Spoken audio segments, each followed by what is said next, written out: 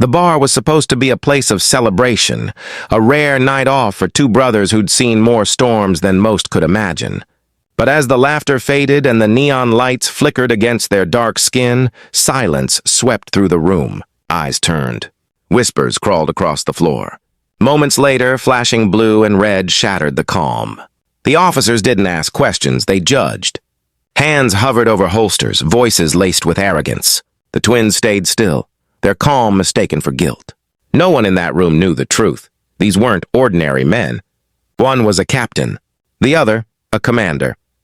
Before we dive deeper into this powerful, true-to-life story of injustice and revelation, make sure you hit subscribe and turn on the notification bell so you never miss stories that expose the truth, challenge bias, and remind us why humanity still matters.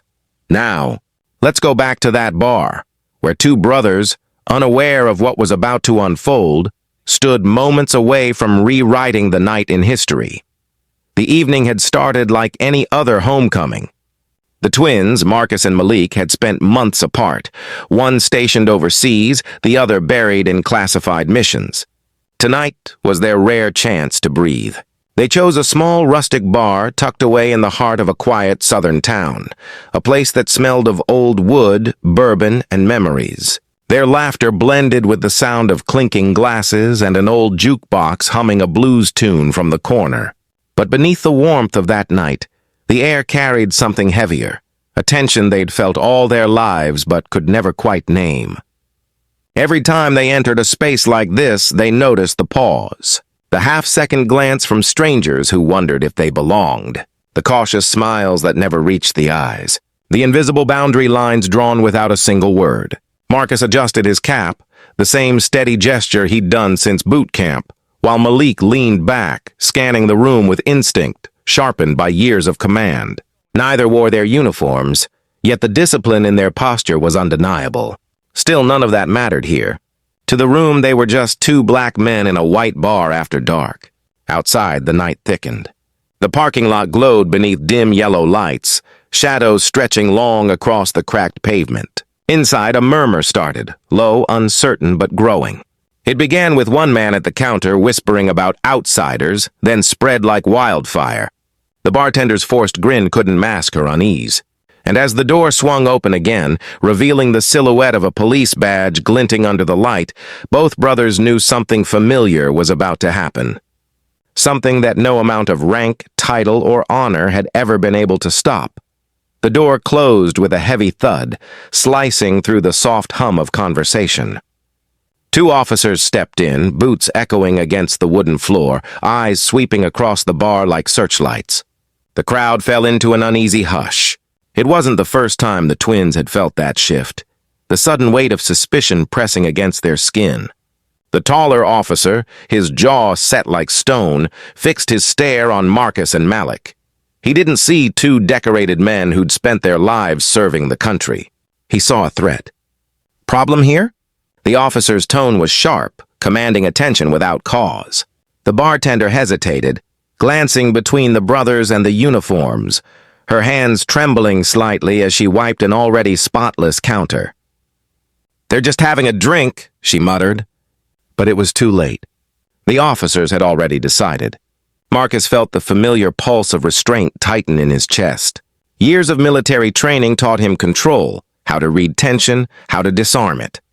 But this wasn't a battlefield governed by rules or codes. This was prejudice disguised as authority. Malik's gaze flickered toward his brother, a silent exchange passing between them. It wasn't fear, it was calculation. They'd seen danger before, but never this close to home. The officer took a step closer, his hand resting near his holster. "IDs," he demanded. No greeting, no reason, just command. Marcus reached slowly into his jacket, deliberate and calm. But his movements were met with a shout. "Keep your hands where I can see them!" The room jolted. Chairs scraped. Someone whispered, "This ain't gonna end well." The twins froze, their instincts warring against injustice. Malik's heart pounded, not from fear, but disbelief.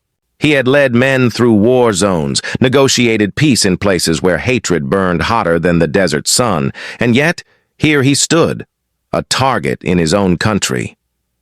The second officer circled behind them, his voice dripping with mock authority. "You boys from around here?" The question wasn't curiosity, it was challenge. Marcus didn't answer. He'd learned long ago that silence often spoke louder than words. Still, that silence only fueled the officer's aggression. The crowd watched in muted horror. No one stepped in. No one spoke.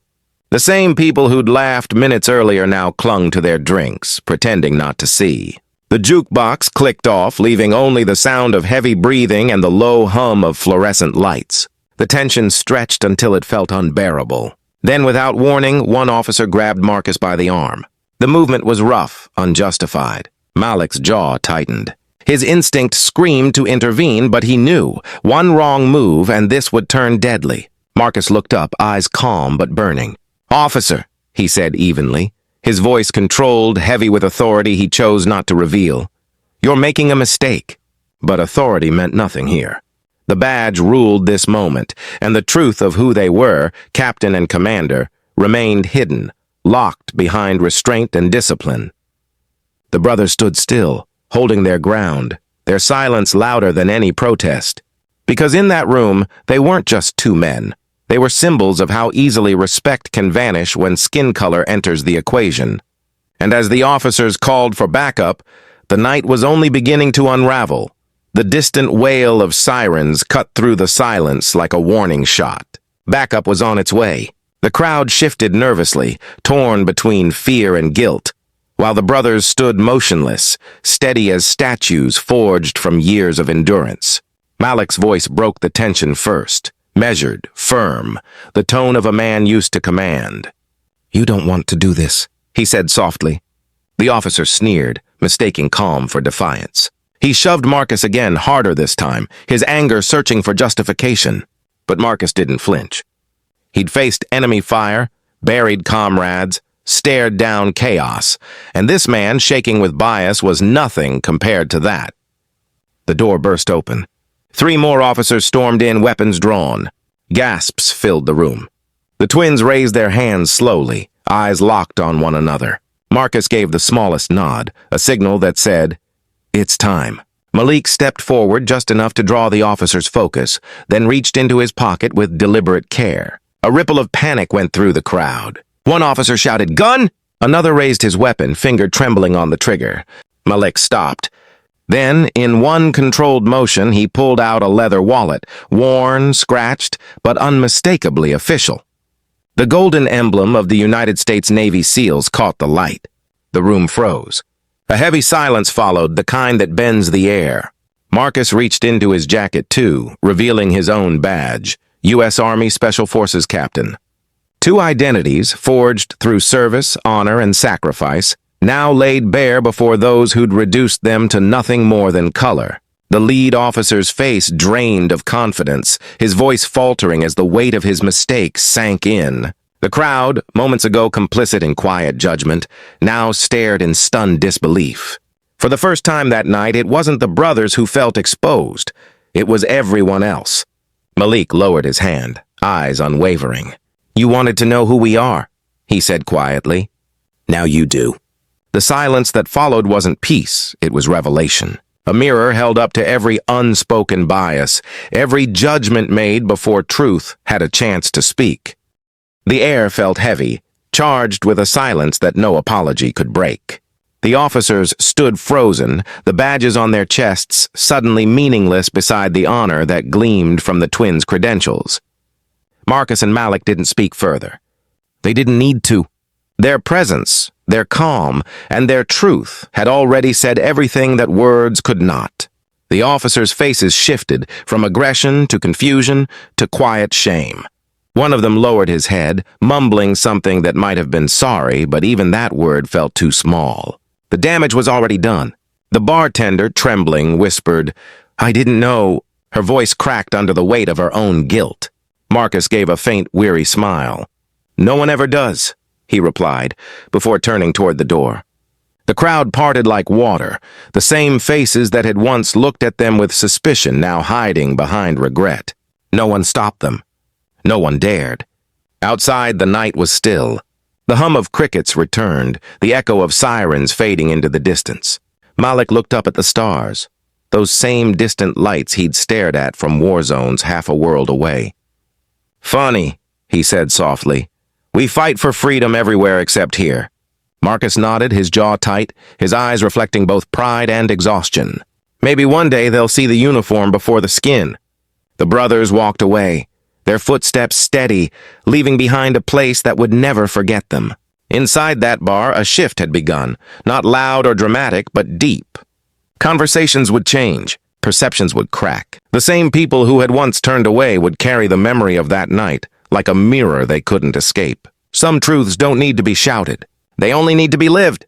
Because that night wasn't about power or titles. It was about revelation. A reminder that heroism wears many faces, and sometimes the greatest battle isn't fought on foreign soil, but in the hearts of those who refuse to see beyond color. So ask yourself, when you look at someone, what do you really see?